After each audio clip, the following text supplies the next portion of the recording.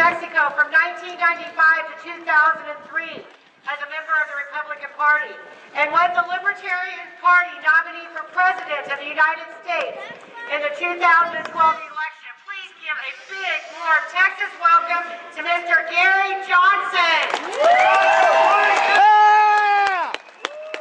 You're the man, Gary!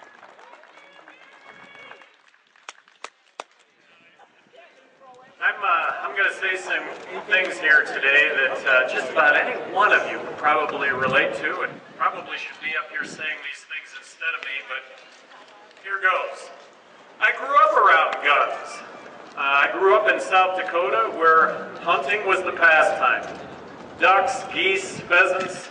Every weekend we went hunting, me and my dad, and that meant a whole lot of other dads, and it was a way to get together, and it was just an absolute wonderful experience. I was the best wounded pheasant chaser of the whole group. It's something I took pride in.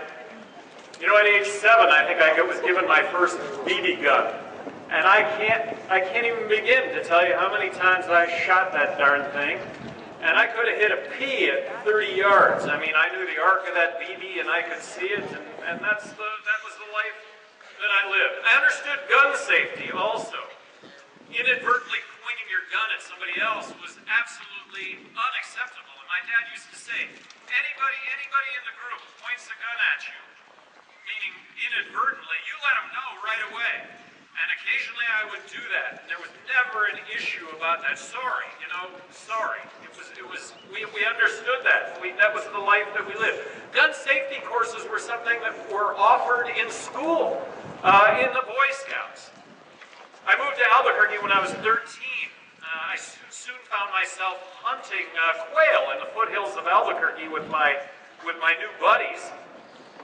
After quail hunting one day, I remember being back at the home of one of my really good friends, and we'd all just gone hunting, and his older brother picks up the shotgun, and he starts pointing at guys in the room. And I came unglued. Stop pointing that gun. You know, it could be loaded. And he starts going, boom, boom, boom. You think he said that I would point a loaded gun at anybody? And he's pointing the gun at all of us in the room. You think I would point a loaded gun? And of course, then he takes the pump, and out of the chamber comes a shell, along with about 4 other shells. Well, fast forward, 1994. I'm running for governor, and I'm asked about concealed carry. And I really didn't understand it. Well, explain it, what's it all about? Well, the notion that people could carry concealed weapons and that there would be less crime, because if you take a parking lot assault, maybe that parking lot assault or robbery or purse snatching isn't going to take place because of who's watching and might be armed. That it will lead to overall less violence because you don't know who's carrying. Well, this was 1995, and this was kind of sort of cutting edge, and my other Republican opponents in the primary, they're all politicians. I'm the non-politician. They're all the non-politicians. And so they're kind of hemming and hawing about concealed carry, and I'm asked about concealed carry, and I said, that's a great idea. I support concealed carry. It just seems to me that common sense would dictate that there would be less violence if we would actually adopt concealed carry.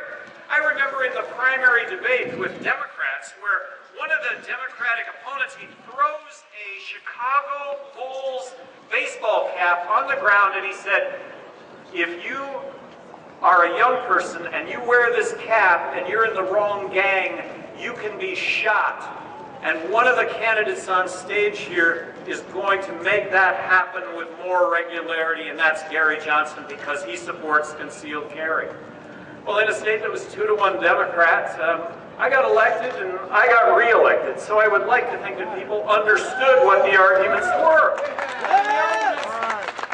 And I know you get into these arguments all the time, but very simply, if guns are outlawed, only outlaws are going to have guns. And then there's the Second Amendment to the Constitution. Why are we even having this discussion in the first place when the right to bear arms is constitutionally guaranteed? So in 1995, the legislature passed concealed carry, and I signed it. You know, all the egregious shootings across the country.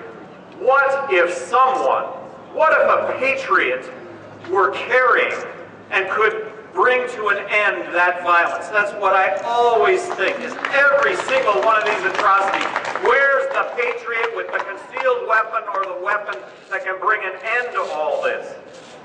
So when the debate starts over limiting the number of rounds a gun can have, there's no limit to the amount of bullets that I should have or a patriot should have if you're going to end a rampant shooting that maybe involves multiple shooters.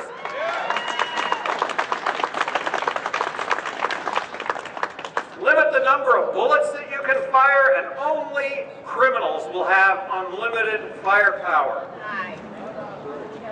Limit or ban assault rifles, only criminals will have assault rifles. Now I know you're thinking, well, no, not just assault, not just criminals will have assault rifles or unlimited ammunition. The government will have assault rifles and unlimited ammunition. And let's not forget why the Second Amendment was written in the first place. It was to protect us against an overreaching government, a government that had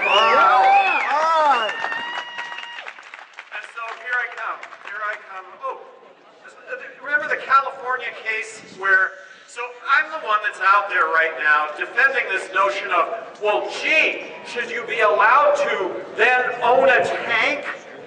Well, let's take the most egregious drug story out there where government agencies raided a big ranch farm in California because the couple was raising marijuana. They came in, they busted down the doors, the fellow came out with a handgun and he was shot dead along with his wife.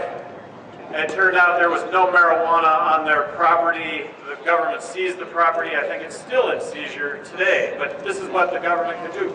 Imagine, just for a second, if this guy owned a tank, or it was known that he owned assault rifles. Would the government have been so capricious if they knew he could crawl into a tank? Probably not. They would have probably handled it in a different way, maybe arresting them at work or away during the day, somewhere else. It would have been better behavior. So defending our rights to have a tank, if we so choose, in some cases might save somebody's life just by being able to sit inside it. So let me come full circle. After the Aurora, Colorado movie theater shootings, I pledged myself that I would go and get my concealed carry permit in New Mexico. So I went to get my concealed carry permit, and what? I gotta spend days in class? I have to have it, I have to spend money to get the permit? I have to have it renewed after a certain amount of years? Who signed this? I did. At the time, there was a raging debate. Don't have any of this stuff to go along with concealed carry. Well, I don't think the legislature came to me. Look, 2-to-1 Democrat, the legislature came to me. This is not going to pass unless there are going to be these classes associated with concealed carry. I think to this day, maybe I made the right decision. But that brings me to my last point here, and that is a big, huge thank you to all of you. Your freedom, the freedom that you are exercising to carry, is a freedom that if you don't exercise it, you're going to lose it. And so I applaud you for that. And when I look at concealed carry in New Mexico and the fact that I don't have a number of days to devote to go and get my concealed carry permit, I need to take those days and I need to make that happen, because if we don't exercise the freedoms that we have, they're going to get taken away. And thank you all very, very much for bringing focus to this issue and other constitutional issues.